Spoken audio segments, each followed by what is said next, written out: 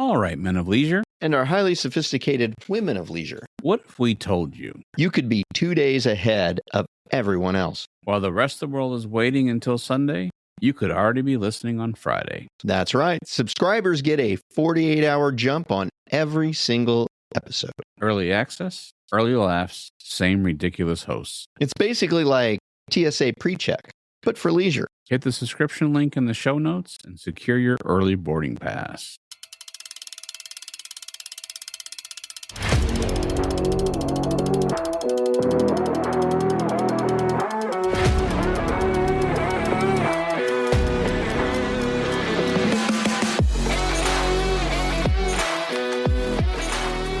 There's a kind of adventure you only find when you're not in a hurry.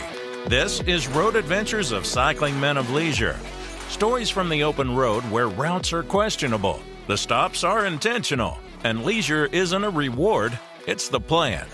If you're looking for speed, well, you're lost. But if you're looking for laid-back adventure, good stories, and even better company, welcome home. Ladies and gentlemen, boys and girls, welcome to Road Adventures of Cycling Men of Leisure. As usual, I am one of the co-hosts. I am lucky enough to be joined with my good friend, Mr. Michael Sharp. Hello, sir. Greetings, Adam. How are you? You know what? I am good. I'm excited. I've been looking forward to recording with you all day, sir. Well, as you should. I would expect actually all week, but that's okay. I'll take the day. Well, I only started work today. But the week started yesterday on Sunday. Well, that's true. Saying, never mind. It's fine. Yeah. Well, okay. All right, moving right along. I am back from another adventure across America. Awesome. This time was a little family vacation. I want to give you a little bit of an update, not to go on and on, but I want to give you a little bit of an update. So, I was born in a little town called, it's not little, San Bernardino, California. For those of you who don't know, I was adopted. My mother could not have children. And so I like to say I'm the best thing that 30 grand can buy you.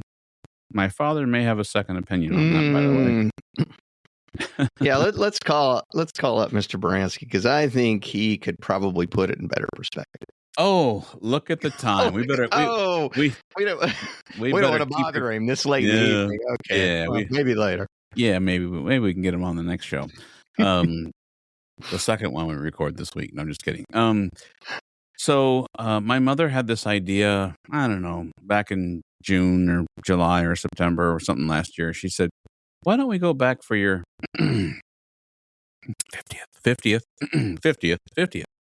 50th birthday? Why don't we go back to where it all started? And I was like, okay, that sounds good. You know, I hadn't been back. Yeah. Well, yeah, I was trying to be, remember, this is a family show. So I just said hospital.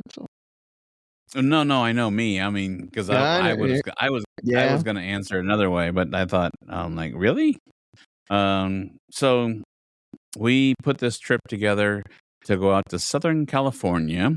Lucky enough that we saw some of my family who lives out there. An avid listener of our show. I took him a couple of gifts. I cannot lie. Took him a Cycling Men of Leisure jersey and a Cycling Men of Leisure t-shirt. Got a picture from him today out riding his bicycle, sporting the Cycling Men of Leisure t-shirt. So I thought that was pretty cool. So you need to download that. Yeah, I think we should. Yeah. So flew into LAX, no issues, concerns. I know the concern with some of the travel right now is TSA, and we didn't have any issues. Got right through and got out to California. So spent a few days with family. Then Lauren and I broke off a little bit, and we spent a few days on our own.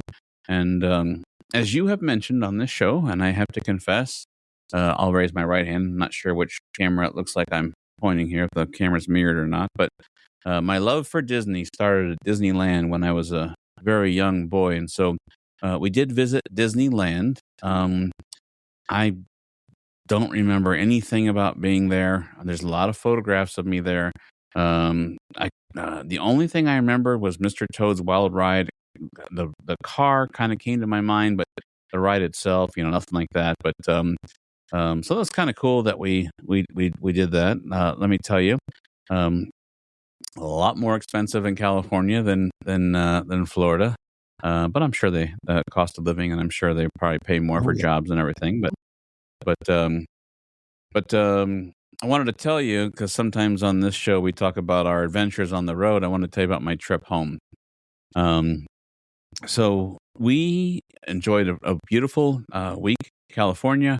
I had a hotel by LAX. Got to the hotel the night before. Mr. Baranski, go upstairs. Your name's on the television, of course. For those of you who don't know, Michael and I always tease because when we stay in hotel rooms, it says "Welcome, Adam," and he's like, "Wow, you got your name on the TV." And so it was kind of fun because then Michael was traveling with his family and his name was on the TV. He took a picture. He said, "I'm just like you." So big win. That's right. So get in the room. By that time, we were exhausted, and it's fun to go on vacation, but it's also fun to come home sometimes. So ready to come home. A little bit anxiety, just TSA and everything I was watching while I was in California, watching all the news stories. Houston had people outside. Your airport, by the way, made the news when I was in LA. People were outside the Kansas City airport in barrels and walking through. I couldn't believe it. I was like, "Oh my gosh!" What was that for? Trying to get through TSA. No. I'll disagree with that. Was it? It wouldn't have been for that. Was it might have something been there might have been a bomb scare. Oh, okay. But our TSA actually are not TSA. Oh. Actually, our airport contracts, private contractors who work contracted to the TSA. So they are pretty much unaffected. So our airport, they just talked about this and had live interviews. That's why I know. Okay, maybe it was something else. Smooth sailing. Now, there was a bomb threat. I believe that occurred when you were there, and they had to evacuate the entire airport. Okay, so maybe that's what I'm mixing my stories. But I know Houston had and Atlanta had problems with TSA, and so we were semi concerned of like, okay, are we going to get through? And I mean, my whole life of hearing about LAX and like, oh my gosh, it's so much busier there, yada yada yada. So, my mother and my father were still at my family's house. They had stayed there, and then Lauren and I lived out of a suitcase. Which, by the way, side note, if you have a job where you live out of a suitcase and you travel, Thanks for bringing that up. I appreciate it. I was meaning our community. But if you have a job that you literally travel all the time out of a suitcase, I have newfound respect for you. I've been on cycling trips, many thousands of miles ridden with you, my friend. I've been places before, but living out, I mean, we left my house on a Sunday night, and then literally we didn't get home till Tuesday the next week, 9 days or whatever, 8 days, hotels every night.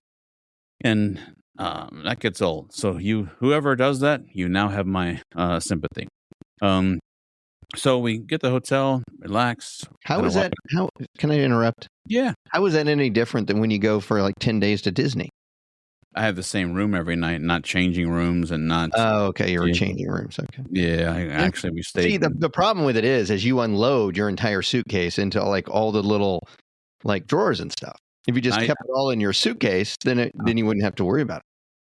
Well, you're not wrong. I normally do that. This time, I actually used those packing cubes like we did for cycling. Oh, yeah. And so I like kind of had everything broke down before going, and so it was better. But I have done that, and like if I'm going to Disney or whatever, I'm going to be in the same room for 10 days. Yeah, they say welcome home when I get there, so it's like I'm home. So, anyways, I guess for me, it's just like it was 5 different hotels that we went to, and just with our trip, and so checking in, checking out, and by the time I got home, I was like, ugh. But so anyways, we're by LAX, gonna fly out the next day. I wake up at 7:00 in the morning because my mother was at my family's house. I was in the hotel by LAX. My mother calls me, "Did you see our flight was canceled?" And they actually sent it at 2 in the morning, but I had do not disturb on my phone turned on. And I said, "Oh no, I didn't see it." And it doesn't say we've rescheduled you. It doesn't say anything. It just says, "I'm sorry, your flight has been canceled." I'm like, "Well, that's not great." So I get on the phone. It says, I start calling, and it says, "Oh, we're in a 30-minute wait. We'll call you back." And that wasn't too bad. About 15 minutes later, and the lady said, "Oh, good news. We do have a 9:40 flight. So it's supposed to take off at 3:40. We were going to actually head to the airport around noon and then go through what we thought was going to be a long TSA line. We didn't. We said, okay, I got a late checkout from the hotel. They were gracious, everything worked out. And so my mom said, oh, we're on the 9:40. I said, I'm in the 9:40. She said, I'll meet you at the airport around 6 o'clock, 6:40 or something. I said, okay, great. Well, there was an In-N-Out burger by there. So Lauren and I had to be, typical tourists. And we walked to In-N-Out, and it was pretty good. I can't lie. I was right by the end of the runway. So we saw these big jumbo jets coming in. And then we walked back to the hotel and we go to the airport. And anyways, finishing up the story, delay was from 9:40 to 9:50 to 10 o'clock to 10:30 to 10:40 to 11 o'clock to 11:40. And finally, it took off like at 11:50. And then with the time change and everything, I landed in Detroit at 9 o'clock the next morning. And so my boss is like, why don't you stay home? And I was like, well, that's good, because I wasn't going to do you any good. Yeah, that was not the greatest, but yeah, we had a good time, and happy to, traveling with my parents is always fun. So don't get to do that a lot. So figured I would just share my traveling little snafu with you. So, but seems to be a theme with me this year. It happens. See, that's the difference between your traveling and my traveling. You're not a road trip guy. You're a fly there, camp out for 10 days. I'm a spend 2 days here, go over here, spend 2 days, and spend 2 days. So I don't have a problem living out of my suitcase, but I could see how you like to travel, that would be like an annoyance. So yeah. I get it. But yeah, so that's now I'm home for a while, and for anyone who's part of our community knows I've through work and personal been on the road a lot this year, and so which brings me to my first update. We'll get into listener spotlight in 1 second, but I wanted to give a studio update. I have finally made some headway. As you know, I've sent you some photographs. Mm-hmm. The studio is coming together. I'm hoping if it's not the next show, but the next one after that, I can be back upstairs out of the basement here and have everything done. So I'm putting these acoustic panels up, and I think you have some too as well. But I'm putting some acoustic panels up, and I got to tell you, my wife came in. I had to show her. I said, "Hey, babe, come here. I want you to see this. This is really weird." And instead of saying, "Oh, this will be great for the show," or "This will be great for the YouTube," or "You and Michael will really be able to use this," she said, "Is this your new kill room?" Because I got to tell you, it is.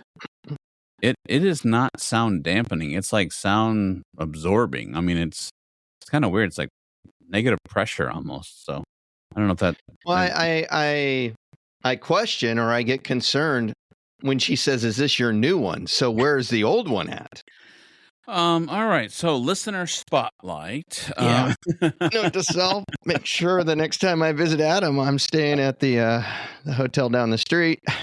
Hey, there's a wall right behind me, and there's a heated floors. If you come in the winter, you got your own beautiful shower right around the corner. That might be the original kill room. I don't know. Now I'm a little concerned, but well, do you travel with luminol? I've seen a lot of television shows where they spray luminol everywhere. So, all right, we've got a couple more stuff to get into, but I'll tell you what, we had some guesses. So let me give you in my best. All right. Non-bored voice. Ladies and gentlemen, it is now time for listener spotlight. All right. You have some clues, sir, because I have a couple of people who guessed. Yeah, the clues were as follows. The town was created as a key river port. It was created by the unification of two towns. It was named for a military hero of the Revolutionary War. It holds a specific historical cavalry fact from the Civil War. And this town knows a little something about special operations. Well, I got to tell you, when our community writes us, it literally brings smiles to my face. I mean, if I'm living my daily life, doing my stuff or whatever, and someone writes us and they kind of add some humor to it, it's just why we got into this. It just makes me, I don't know, make like smile like a little schoolgirl or something. But so I call him Matt, you call him Mark. He wrote us, but I got to tell you what he said here. He said, "Hey, you boys, I'm going to go with Fort Madison. Keokuk was my initial thought, but the Revolutionary War clue didn't fit clearly. Keep the good stuff coming. You guys cure a lot of indoor training miles. Thanks." And he signs his message, Mark-Matt. So not only is he's buying into our joke, he's now replying. I love it. And so I just, it's kind of, I think I was in Costco picking up some stuff for the week, and I saw the message, and it just made me smile.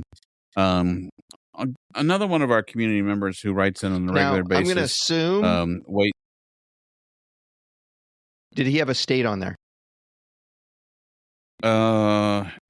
I'm so sorry. He just says Fort Madison.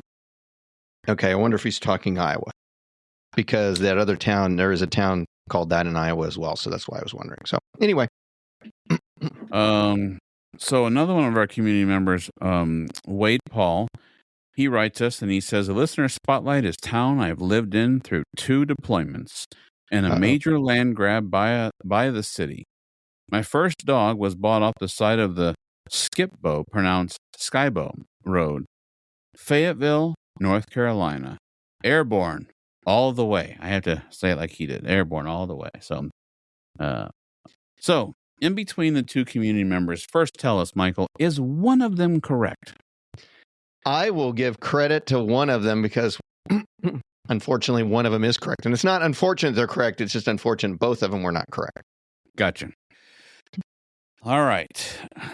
I don't know. I'm thinking that just for the fun, I mean, the way that Wade wrote it, it just seems so like he knows it. Like he's like 100% confident that he has the answer. Yes, sir. Which we have seen that go awry before. They were so confident, and then it's like wah wah wah. But I appreciate the confidence. Well, tell us, sir, the man who holds the strings to Listener Spotlight, which one of our community members is correct? Wade, you are correct. Oh, Fayetteville, North Carolina. Well, Matt, Mark. Thank you. Unfortunately, I cannot say that you were correct, but here's how it came up with it. The town was created as a key river port on the Cape Fear River. It was created by the unification or through the unification of 2 towns, which was Cross Creek and Camp Belton. It was named for a military hero of the Revolutionary War. It was the first city that was named in honor of the Marquis de Lafayette, who, if anybody remembers their early revolutionary history, Lafayette was the French military officer who came over to the United States and helped organize our army prior to the French fleet coming over here and actually helping us out additionally. It holds a specific historical cavalry fact from the Civil War because its location was the last place that that there was a cavalry battle during the Civil War. And the town knows something about special ops, and that is because it is home to Fort Bragg. So there you go.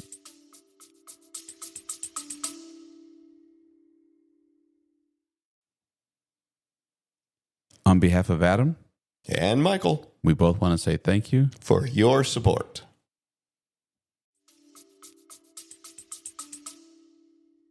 Well, I think both of those gentlemen I love when they write in, and thank you, Mark. But Wade, congratulations. Thank you for writing in. He also gave us some information, and I think it's really valuable. If you don't mind, I wanted to wait till Listener Spotlight was over. He wanted to let us know that there's something going on with subscription. You and I, after going to Podfest, we decided to put the subscription together for those who are giving us a little bit of their money from their wallet, and we wanted to give something back. So you and I put a 48-hour jump on the show. He says, I think whatever you're doing with monetization is good because I really like the pod. I know it costs money to put on. But he wanted to know when it does download and in the feed for Apple Podcasts, somehow it gets buried because it shows up as being released days before it's downloaded. Just want to let you guys know about it. So if you are an Apple podcast listener, which I am, I haven't noticed that, but let us know. If you're also seeing that, I would love to be able to. We work with a company called Buzzsprout. We've said it many times. There's no secrets here. If we are having that, I'd like to get a hold of them. They're really good about fixing problems. So if you are experiencing the same thing that Wade is, and you're getting the podcast buried because it comes out to the subscribers first, let us know. I'd like to know that. Yep. All right, let's move forward. I seem to be the one that always puts the anchor on the ball and takes this show down. So I'm going forward. Ladies and gentlemen, Mr. Michael Sharp, sir, do you have a job update? Well, I am getting very good at submitting resumes and then turning around on the same place that I submit my resumes and entering all of that resume information again. I don't know why they want that, but I'm getting very good at that. I'm also getting very good at not being called back. If only I could get telemarketers to do the exact same thing that potential employers do, I'd be golden, man. Let me tell you. So, no. And I'm being told, regardless of what anybody is saying about our economy out there, I'm being told by headhunters and other professionals that it is taking months for people to find a job at the level that I'm, of course, looking at. So, could be a long slog, unfortunately. Just remember, that's where we're at. I'm getting good at. I don't get it. Here, send us your resume. Here, fill out the application. Now, give everything that you just sent in that resume on the exact same thing that I'm sending. Re-enter everything from your resume. Well, then why do you need my resume for? Or why don't you use AI to just pull that information off and fill your thing instead of making me do 2 steps that aren't necessary? But I guess they figure you don't have anything else to do. You'll have time to do it. So. Would you be willing and be palatable? I know this is not a rancid dissatisfaction show, but would you be willing to give me one that I could get off my chest? Sure. Do you know that something in the line that you just said about resumes and then refilling it out that just really blanks me off? Filling out medical information, checking in for an appointment. And then online, they asked me everything, my medical history. They asked me, every surgery, every medication I've been taking since I've been a child, the Flintstone vitamin, everything, the calcium pills, everything. And then you get to the medical appointment and they hand you the clipboard and they want you to fill it out again. And I think that to me has got to be one of the most stressful. The people that do those are the same people that are in HR doing their resumes. It's exactly. The same organization is doing that. We're going to make them fill out exactly the same information again and again. So the last time I went, I was so tempted. I decided not to, but recently I'm sure they've upped their game with those questions where it says, have you felt mentally depressed in the last 2 weeks? Have you felt like not eating, sleeping, and everything? And because they wanted me to fill it out again, I wanted to go to the very last page. I'm like, you're not going to read this anyway. I'm going to kill myself tonight. But I decided not to. But I just wanted to say thank you. I'll let me get that off my chest. So, absolutely. All right. Listen, we have something. You and I got together last week, and we were talking about which way to take the show. We're taking it up, by the way, not down. And Can I interrupt real quick? You're speaking about the show, but before you get too far, anybody who's listening will hear our introduction is different. It was something we worked on in Florida. When we were in Florida, we decided we'd shake some things up, and we worked on several things, which you've seen bits and pieces of it here. But we decided to, we haven't retired NASA Girl as our official announcer, but we have added someone to our announcing thing. So we went out there and found, and I am happy to say, he sounds really awesome. It's a guy now doing our introduction. NASA Girl's not gone. She'll come back. But we got, this is incredible. We got the guy that does the Longhorn Steakhouse commercials to do our introduction. You know, I got to tell you, for anyone who doesn't know that, you know, when we do cycling trips, and we're going to do cycling trips again, by golly, we are going to do them again pretty soon. Some point in time. You got to get slap happy, right? You ride 60 miles, 70 miles, 80 miles. You're hot, you're thirsty, you take a shower, and you're ready to go eat something. And, you know, you and I are, you know, I mean, there's a reason we are called cycling men of leisure. It's not just because it just happened. So we travel well. And so we were calling around, and we had to drive about 15 miles. We had a rental car, and I'll never forget.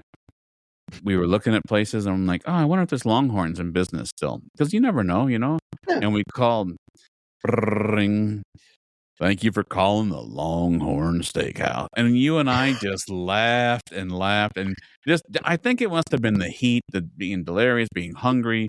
But it was just one of those moments where it was just so funny. We're like, well, are you open? And the lady goes, we sure are. We could look forward to seeing you. And so we just thought that was the greatest. Well, every now and then when life would get, you know, boring and monotonous, I would just call the Longhorn Steakhouse phone number and be like, thank you for calling the Long. And you were able to get him. We got him, and he recorded. We gave him a script, and he recorded it like 3 different ways. Yep. And he actually, the way that you hear it, he actually threw in a little bit of emphasis that we weren't expecting. It sounds fantastic. But I was just excited. He does he's done some of the Chevy Ram commercials, if I remember right. But his biggest one is the Longhorn Steakhouse. So if you're like listening to the Longhorn Steakhouse commercials, you'll hear him. This Longhorn Steakhouse. And what's funny about that whole story is this happened, I don't know, 3 or 4 years ago when we first did this.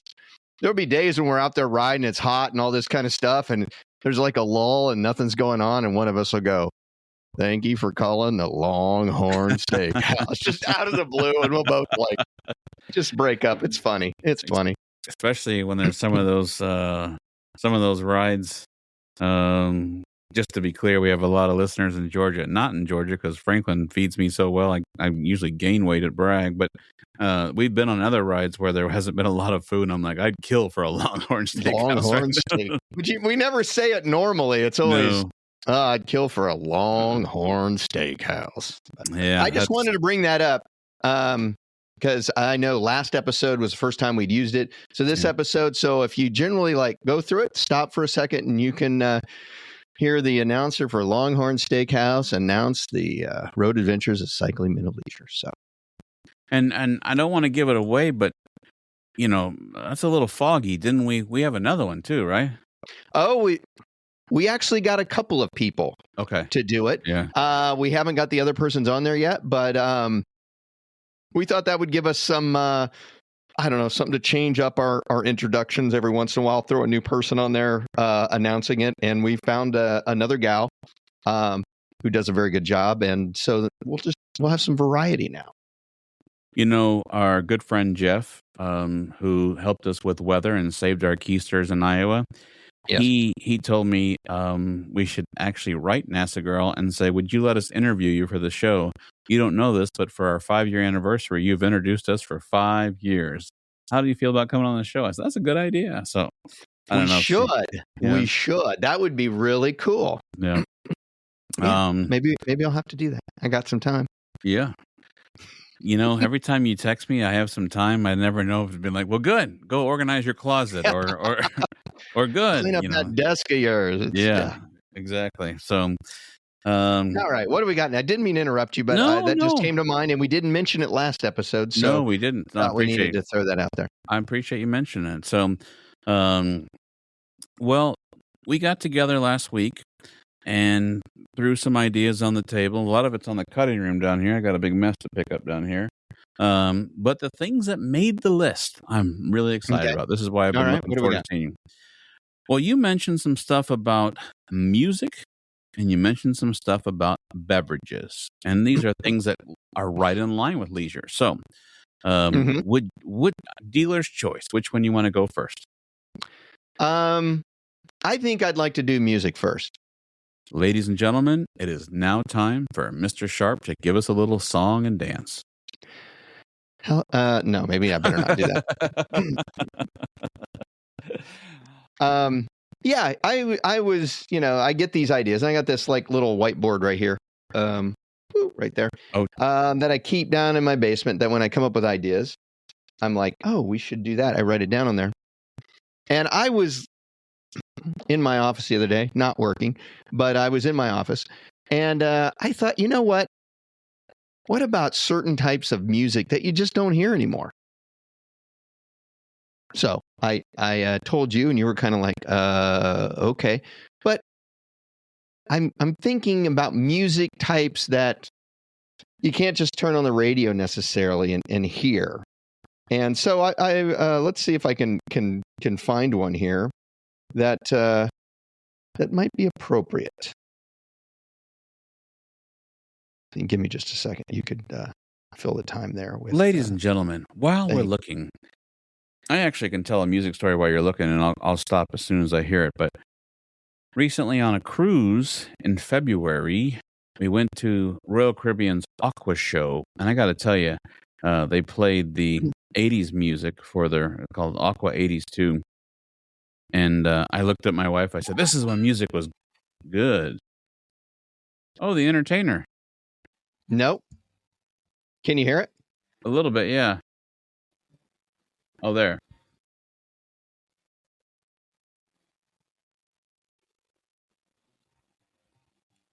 Do you know what kind of music that is? I'm going to embarrass myself. It's not ragtime, right? It is ragtime. Wow. Whatever happened to ragtime music? Ragtime and New Orleans jazz, it's very, very similar. A lot of pianos, some trumpets and trombones and things like that. But whatever happened? I mean, I don't know. I'm thinking maybe one of these days I just want to turn on the radio and go, gee, I'd like to hear some ragtime. They don't play that in Central Time? No. No. Do they play it in your time?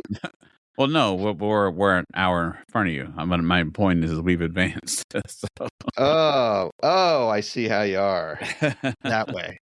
But yeah, they don't have ragtime anymore, which I'm a little disappointed about. Actually, I'm a little angry about because, I mean, you're having a bad day. How can you not smile when somebody starts playing some ragtime? Don't you think? I picture when that music that you just played, stuff like that, like old time movies where you see a guy playing the piano and everyone's like happy. So. Well, it is like The Entertainer. One of my favorite movies is Sting, and they play that, in the movie, and it's really good. It's 1920s. It's kind of good. So, little sidebar: I went to Missouri State and won a gold medal, playing The Entertainer. Really? I did. On the drums? It was on a marimba. Xylophone marimba. Yep. Well, there you go. Because all good military boys should be able to play the marimba. It was 4 of us, and we did a quartet. Oh, very nice.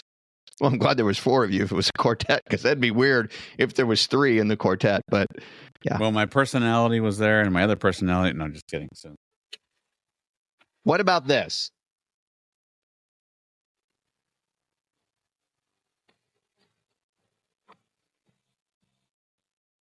I actually don't know.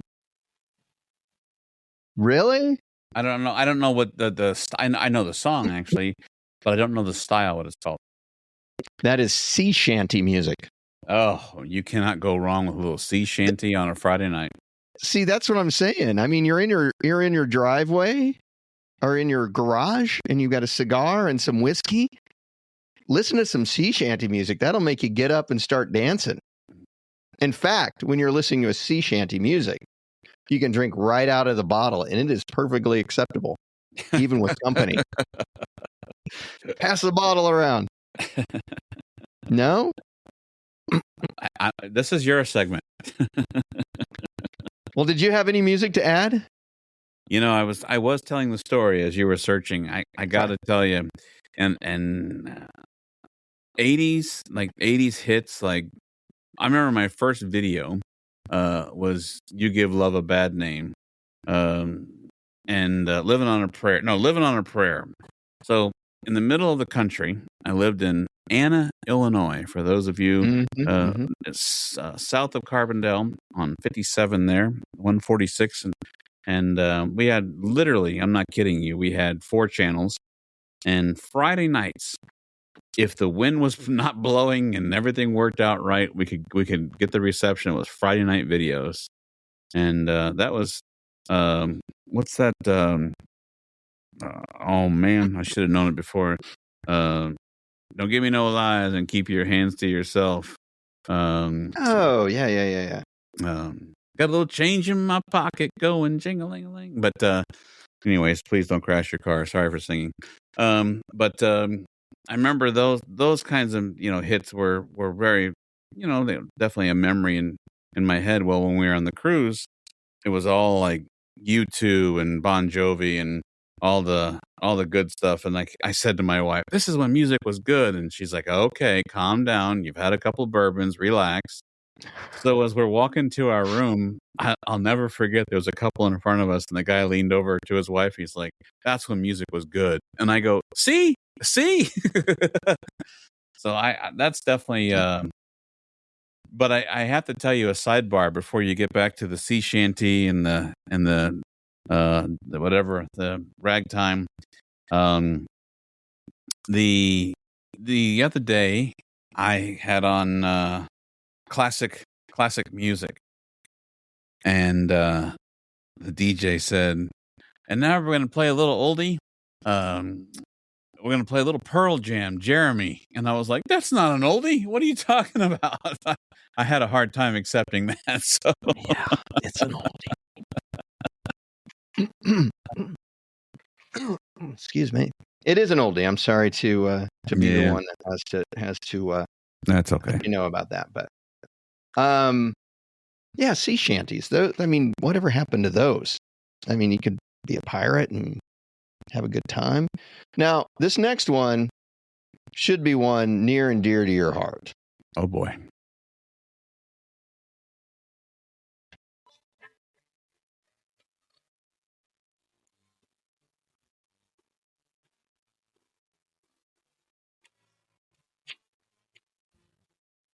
Yes, no? I don't know what it is yet.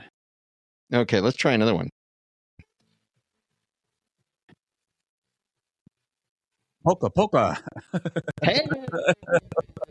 The man wins a prize. I love it. By the way, sidebar, best movie line ever. Polka. You don't remember that? It was a big hit for us in the Midwest. Polka. The Kenosha For those Kickers. of you who don't know, that was John Candy from Home Alone. Yeah, that's right. That's the Polka Kings. Yes. Sidebar, I have a little movie history for those of our community that may not know this. If you did watch Home Alone and you know that Catherine and John Candy are in the back of the moving truck, I want you to know that that whole scene is improv. It was not written down. You can look this up. I'm not just making this up. And he talks about leaving his son in a funeral home, and she's terrified. But if you look it up, it's complete improv. He just made it up, and I don't want to ruin it. I want you to watch it, and so go search for it because it's hilarious. But I want you to know it's all made up. So, oh yeah, he's okay. I mean, kids bounce back. Yeah. Yeah. Polka. It was a big hit for us in the Midwest. Yeah. So. There you go. You don't hear polka music very often anymore. I mean, maybe if you're up in like Wisconsin or the wedding. Well, weddings. you got to be at a right wedding, because I didn't go to a lot of weddings and I don't hear polka music. But Polish weddings. well, I don't go to a whole lot of Polish weddings, so there you go. Maybe that's it. So, how about a little of this? Anybody else concerned? Concerned about what?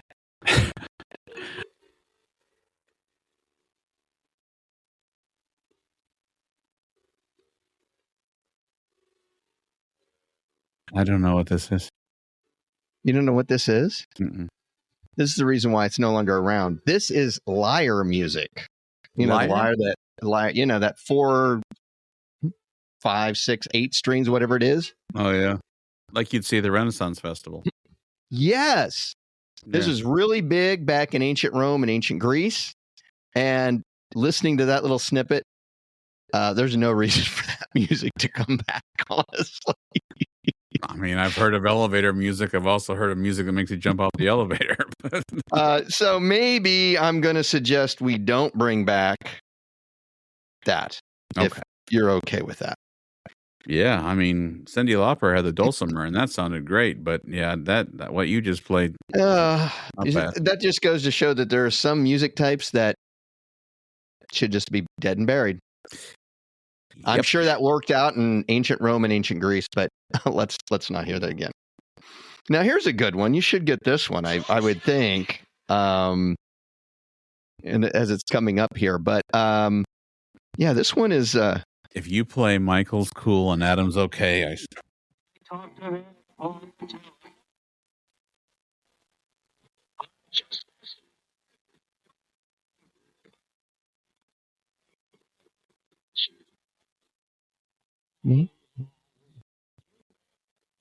So there you go. I don't know what that. I mean, I'm familiar with the style, but I don't know what it's called. That, my friend, is barbershop quartet. I went to the barbershop. Doesn't look like it. Did you sing? If I sing at a barber, that would be horrible. I mean, ever since we got past like 1920, barbershop quartet just hasn't been big. I think it needs to come back. Although it did get big there for a while when the Music Man came out, and every time they redo Music Man on Broadway and stuff, everybody's reminded, hey, barbershop quartet is a real type of music, because in the original movie they had the Buffalo Bills, which is a very famous barbershop quartet, singing in that movie. But so there you go. Disney has the Dapper Dans. Yes, that's right. I'm a Dapper Dan man.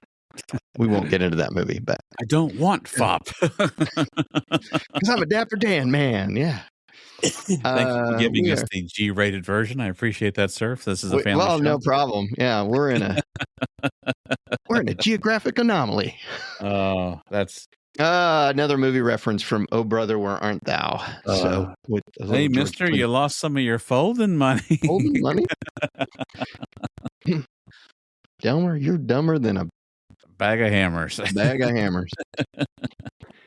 All right, so there we go. I was just, there's just some styles of music that aren't around anymore that I think should be. I think one of those styles would probably be right in line with the cycling men of leisure, since Otis is wearing the old-time suit with the buttons, and Otis would fit right in with the barbershop quartet. I mean, he's even got like the handlebar mustache, and he could step right off that bike and jump in barbershop quartet. Absolutely. So we're okay. There's part of our origin story for Otis. He when he's not on a bicycle, he sings barbershop quartet. He's multifaceted. Before we transition to our next beverage thing, I have to give a small update. Okay. I can't tell you how excited I am to tell you about the next thing. Oh boy. Cycling men of leisure and cycling women of leisure. You and I just gave the final stamp of approval for the jersey for 2026 Bragg. And let me tell you, it's the best one we've ever done. It is incredible.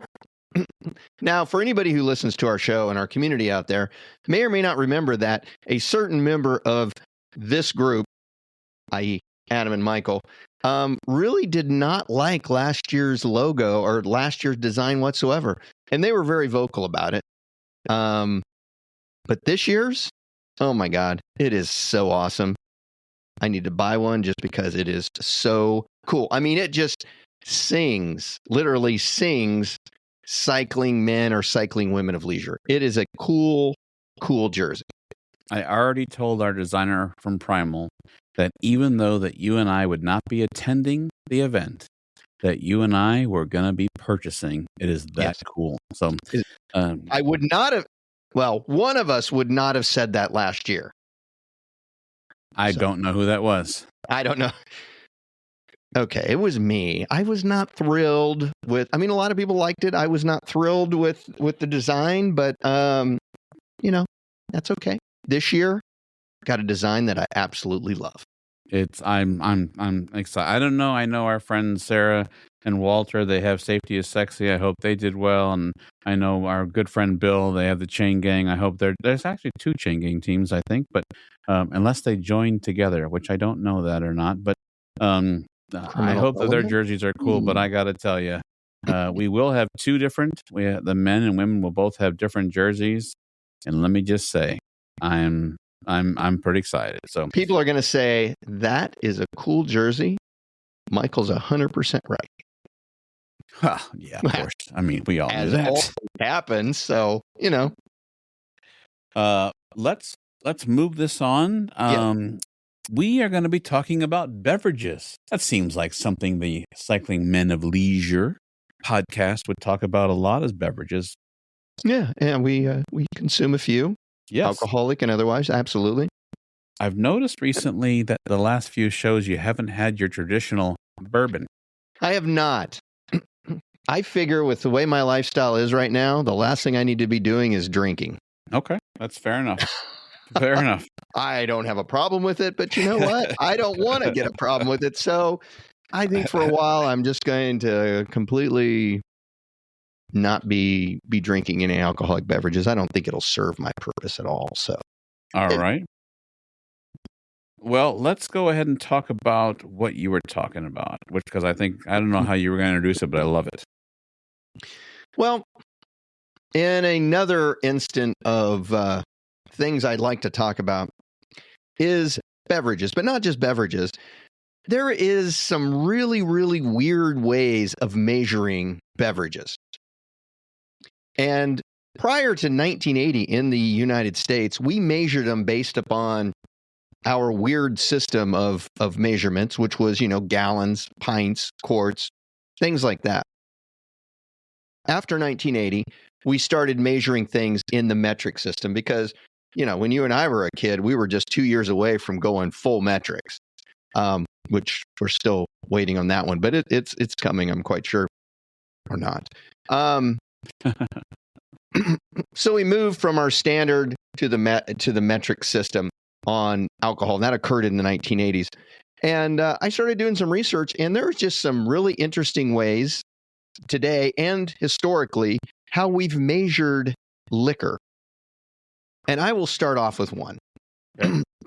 Very interesting. Have you ever been sitting at a bar or sitting by a campfire and somebody says, "Do you want something?" And you were like, give me a Jill. No, because usually, that sounds. I'll take the bottle. Exactly. No, I haven't. Okay, well, it's a little dated, but it was a huge standard measurement of whiskey and rum back in the British Navy Revolutionary period.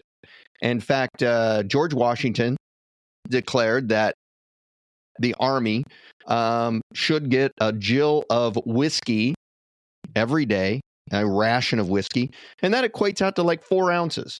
They also used it on like British Navy ships with rum or grog, watered down rum.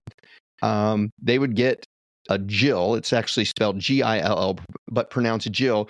And that was actually 4 ounces, and that was their daily ration of rum on the ship. So the name comes from the Jill cup, which is a small tin line cup that measures a spirit, and that would be a 4-ounce cup. So they would do that. Huh. Here's your Jill for the day.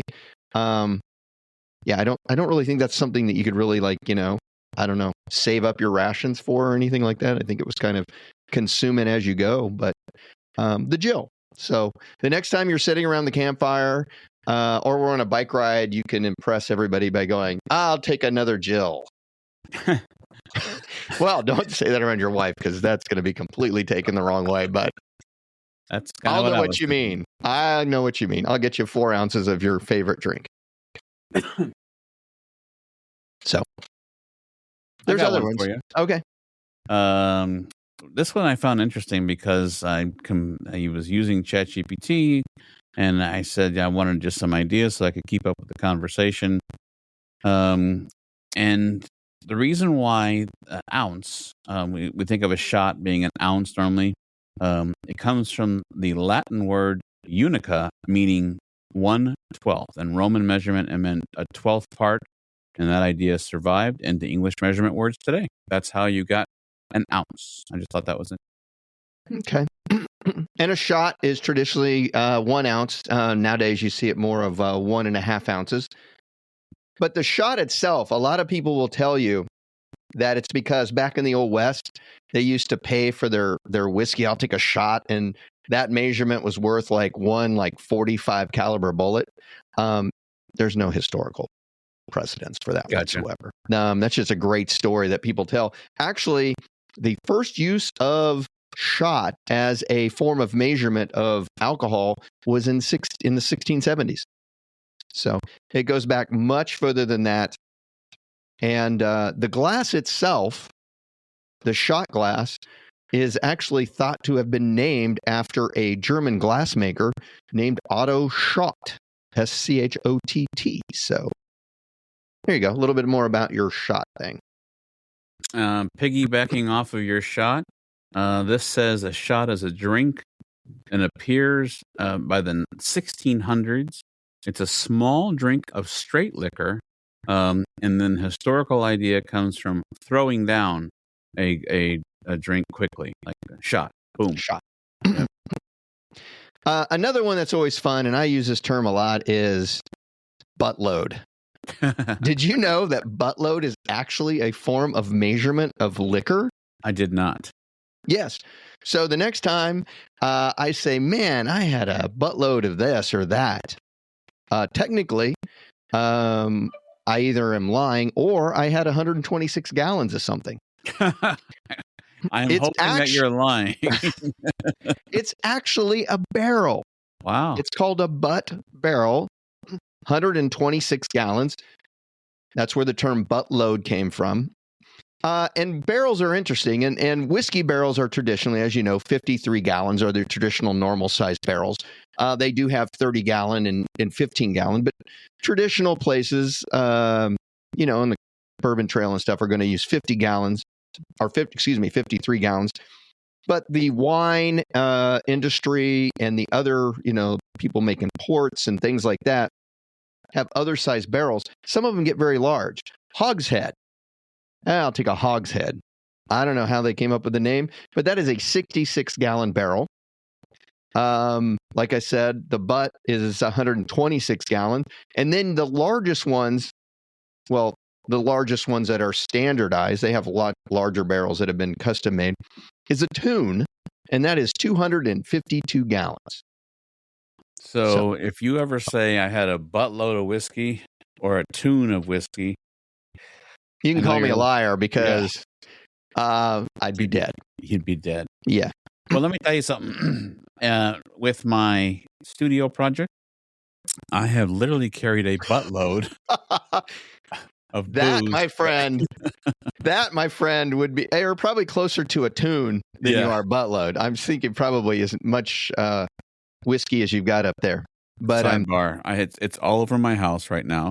It's on my first floor, it's my second floor, guest bedroom, and we had someone taking care of our cat when we were on vacation. And I actually had to preface when they came in, listen, I don't have a problem. I just have a big project going on upstairs. What the guy with a problem would say. I don't have a problem.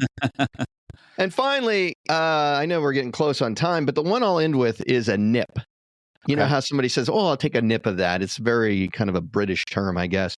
But that's mini bottle, and that is basically 50 milliliters. And it's 1.5 ounces. So it'd be basically what you get on the airline there. Yes, you're absolutely right. So when you're on there, sitting in first class, and they said, "Would you like a drink, Mr. Bransky?" You can say, "Well, I'll take a nip." This Woodford feels Reserve. Really strange to say to a guy who's searching for employment, but I have not been upgraded this year. Normally when you and I travel, I come back going, well, it's you traveling and not me. So maybe I'm the one getting you the upgrades. Well, that's Something to true, ponder. because the more people who buy Maine allow me to move up. So would you please start buying some tickets? I'm trying, man. So I just thought it would be interesting to educate some people on the interesting ways that alcohol is measured. And then you can even get into crazier stuff. If you go back to India, they measure things in what's called a peg, and it just gets just crazy. So, but there you go. Next time someone says they have a buttload of something, you can go, "Oh, so you got 126 gallons." And they'll be going, what? I thought it might be interesting just to add a couple things here. It says that the gallon, what we think of as a gallon today, comes from an Old French and medieval Latin, gelata, or if I'm pronouncing that correctly, Galleta, meaning something like a jug, a bucket, or pail, and it originally pointed more of a container than the exact modern size. And the other one I wanted to mention was cup. We all think of a cup. Give me a cup of milk, a cup of water, a cup of coffee, whatever. And it says that it's an Old English word, and it is cuppa, meaning cup or drinking vessel. And the 8 ounce was regular, brought on later, but back in the day, it was just whatever size your cup was. Give me a cup of this, cup of that. I thought that was kind of interesting. But one I'll end with was the pint. This is really interesting to me because we think of a pint as a standard unit of measurement now. But according to this, and again, I'm just looking online, but the pint wasn't exactly 100% sure. It says it probably came from a marked fill line. Back in the day is how they first got the pint. I thought that was kind of interesting. Likely comes from a painted or marked line on a vessel, and the painted lines show how full it should be, and that's where they think the pint came from.